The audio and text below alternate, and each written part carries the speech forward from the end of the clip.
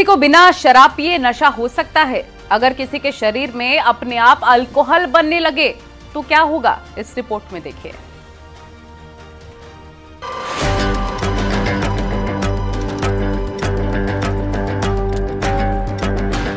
शराब पीने के बाद नशा होता है, लेकिन अगर बिना पिए नशा हो जाए तो आप इसे क्या कहेंगे? क्या बिना शराब पिए किसी को नशा हो सकता है?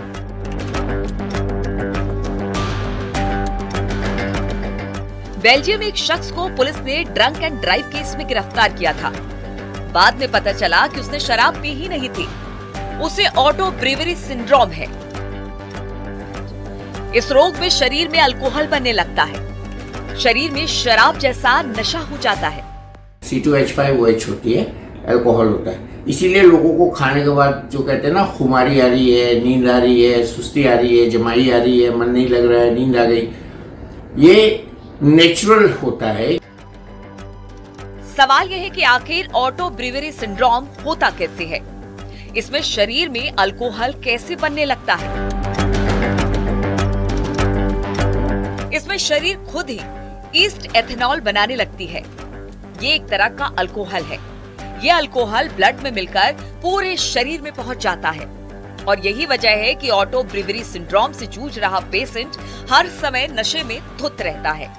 और अगर वो शराब भी पीता है तो महज 1-2 पैग लगाते ही पूरी बोतल जितना नशा हो जाता है।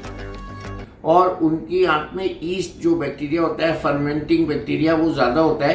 तो उन लोगों को जेनेटिकली ससेप्टिबिलिटी की वजह से, ऑटो ब्रीवरी सिंड्रोम की वजह से ज्यादा अल्कोहल बन जाता है और ज्यादा इंटॉक्सिकेशन हो जाता है। ऑटो ब्रीवरी सिंड्रोम का पता लगाने के लिए कोई टेस्ट नहीं होता, इसके लिए आंतों की जांच की जाती है।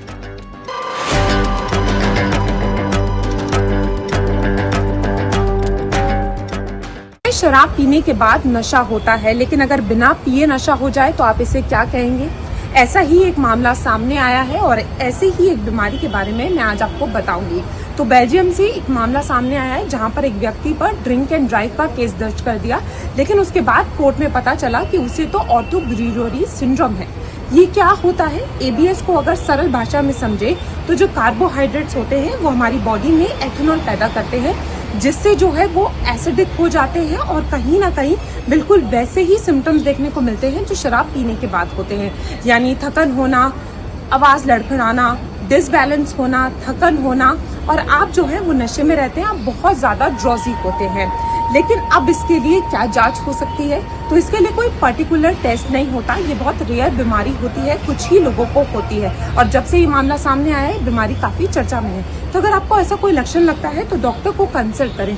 कई बार क्या होता है, इस टेस्ट के लिए जो डॉक्टर हैं वो आंतों में जो है यीस्ट की जांच करते हैं। वैसे तो इसके लिए कुछ दवाइयां भी हैं जिससे इसका जो सिम्टम्स है उनको थोड़ा कम किया जा सकता है।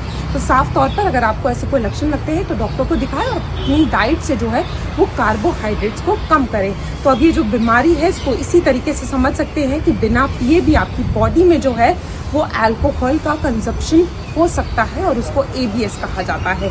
दिल्ली से न्यूज़ 18 के लिए फराह खान। कानपुर में एक पिता ने मिसाल पेश की है। बेटी के तलाक हो जाने पर उसके पिता उसके ससुराल पहुंचते हैं बैंड बाजे के साथ और अपनी बेटी को घर लेकर आए। देखिए ये रिपोर्ट।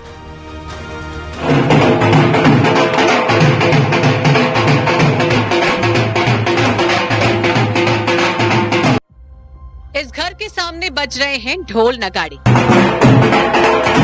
शायद आप सोच रहे होंगे कि घर में बहू आ रही है या कोई शुभ काम हो रहा होगा, लेकिन इस ढोल नगाड़े की वजह सुनकर आप हैरान रह जाएंगे। यहाँ एक पिता अपनी बेटी को तलाक के बाद वापस अपने घर ले जाने आया है और वो भी ढोल नगाड़ों के साथ। बिल्कुल ठीक सुना आपने, ये है बीएसएनएल से रिटायर्ड अनिल कुमार। कानपुर के रहने वाले अनिल कुमार ने अपनी बेटी की धूमधाम से शादी की थी, लेकिन ससुराल वाले उसे परेशान करने लगे। रंग रूप को लेकर उसे मारा पीटा जाने लगा। मामला पुलिस तक पहुंच गया। पहले तो अनिल कुमार ने अपनी बेटी के ससुराल वालों को समझाने की कोशिश की, लेकिन जब वो नहीं माने तो मामला कोर्ट तक जा पहुंचा और उनकी बेटी का तलाक हो गया। बेटी का तलाक होने पर अक्सर पिता दुखी होते हैं, लेकिन अनिल कुमार को अपनी बेटी पर गर्व है। ये टोटल अरेंज मैरिज और सामाजिक मैरिज थी और हम लोग सजाती ही थे और मैं उनके यहाँ रिश्ता वो लेकर के हमारे यहाँ आए थे। फिर बहुत सारी चीज़ों में कंप्रोमाइज़ हुआ, फिर शादी हो गई। जो भी उन्होंने, जो हमारे पास सामर्थ्य थी वो हमने किया, जो उन्होंने मांगा वो भी हमने दिया। बेटी अकेली थी, कोई मुझे समस्या नहीं थी, लेकिन ये लोग जैसे ही विदा करा के उसको ले गए, दूसरे तीसरे दिन से उसके साथ पताड़ना शुरू कर दी। वो उसे बहुत प्यार करते हैं। ससुराल वालों ने उनकी बेटी का सम्मान नहीं किया तो क्या? अनिल कुमार ने अपनी बेटी को सम्मान सहित उसके ससुराल से घर वापस लाने का फैसला कर लिया। जिस तरह अनिल ने ढोल नगाड़ों के साथ अपनी बेटी को विदा किया था, उसी तरह उन्होंने बेटी को ससुराल से वापस घर लाने की ठान ली। कोई भी बेटी, चाहे उसकी शादी हो गई हो या ना हुई हो, लेकिन वो माता पिता उसको अपने ऊपर बोझ ना समझें कि कल शादी करने के बाद उसके साथ चाहे जो बीते वो आप वहीं निभाओ। ऐसा ना हो उनके साथ, आप उनका सहयोग करिए। अगर हमारी बेटी की गलती नहीं है तो आप भरपूर सहयोग करिए, चाहे हमारी जान चली जाए। देखिए, गाजे बाजे के साथ वो अपनी बेटी के ससुराल पहुंचे और उसी ढोल नगाड़ों के बीच बेटी को वापस अपने घर ले आए।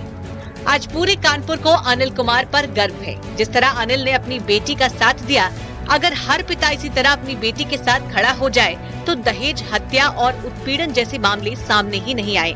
अनिल जी जैसे पिता हों तो बेटी के लिए हमेशा अपने पिता के घर के दरवाजे खुले होते हैं।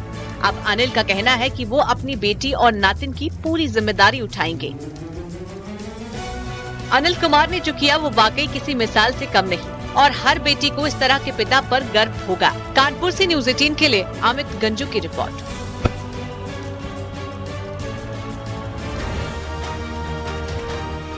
प्रधानमंत्री नरेंद्र मोदी ने कांग्रेस को 3 चुनौतियां दी। साथ ही प्रधानमंत्री मोदी ने कहा कि कांग्रेस सत्ता में आई तो धर्म के आधार पर मुसलमानों को आरक्षण देगी।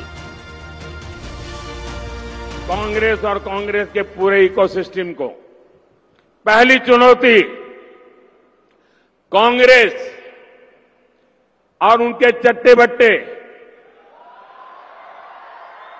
देश को लिखित में गारंटी दें कि वो संविधान बदलकर धर्म के आधार पर मुसलमानों को आरक्षण नहीं देंगी। देश को बांटने का काम नहीं करेगी। मेरी दूसरी चुनौती है कांग्रेस देश को लिखित में दे कि वो एसटी, एससी, ओबीसी को मिलने वाले आरक्षण में सेंधमारी नहीं करेगी, उनका अधिकार नहीं छीनेगी, डाका नहीं डालेगी। मेरी तीसरी चुनौती है कांग्रेस देश को लिखित में गारंटी दे कि जिन जिन राज्यों में कांग्रेस की और उसके साथियों की सरकार है वो कभी भी वोट बैंक की गंदी राजनीति नहीं करेंगे। वो बैकडोर से ओबीसी का कोटा काटकर मुसलमानों को आरक्षण नहीं देंगी। ये मेरी 3 चुनौतियां हैं।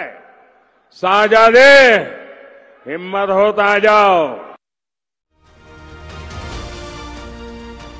राहुल और प्रियंका के यूपी में चुनाव लड़ने को लेकर अमित शाह ने निशाना साधा। उन्होंने कहा कि राहुल और प्रियंका अपने पुश्तैनी सीट पर चुनाव लड़ने का आत्मविश्वास खो चुके हैं। कांग्रेस कंफ्यूजन की स्थिति में है। प्रियंका गांधी जी का कभी हाँ कभी ना, कभी लड़ रहे हैं कभी नहीं लड़ रहे हैं। अभी कुछ सुनने में आ रहा है कि शायद अब नहीं लड़ रहे हैं। इसको कैसे देखते हैं आप? देखिए, ये लोग आत्मविश्वास गवा बैठे हैं। अपनी पुश्तैनी सीट से भी लड़ने का आत्मविश्वास नहीं है। अगर नहीं लड़ना था तो इतने समय तक सीट क्यों पेंडिंग रखी? किसी कार्यकर्ता को दे देते तो कम से कम वो जनसंपर्क तो कर सकता था।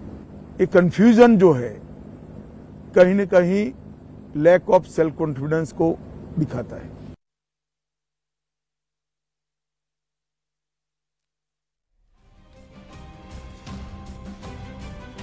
और यहाँ पर आपको बता दें कि 400 पार कैसे होगा साकार। यूपी में जीत को लेकर अमित शाह ने एक बड़ा बयान दिया है, बड़ा दावा किया है। तो जातीय जनगणना पर क्या कहा है गृह मंत्री अमित शाह ने? कांग्रेस के मैनिफेस्टो और राहुल प्रियंका के यूपी से चुनाव लड़ने न लड़ने की कंफ्यूजन पर उन्होंने क्या कहा? साबरमती रिवर फ्रंट से पहली बार न्यूज 18 के group editor in chief Rahul Joshi के साथ गृह मंत्री अमित शाह का सुपर एक्सक्लूसिव इंटरव्यू आपको दिखाएंगे।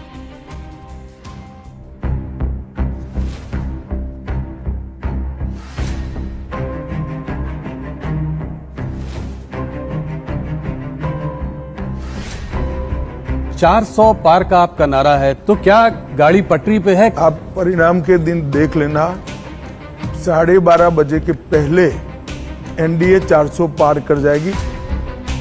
या तो राहुल गांधी ने स्पष्ट करना चाहिए, जीतते हैं तो नए कपड़े पहनकर शपथ ले लेते हैं, हारते हैं तो ईवीएम पर ठीकरा फोड़ते हैं। One nation one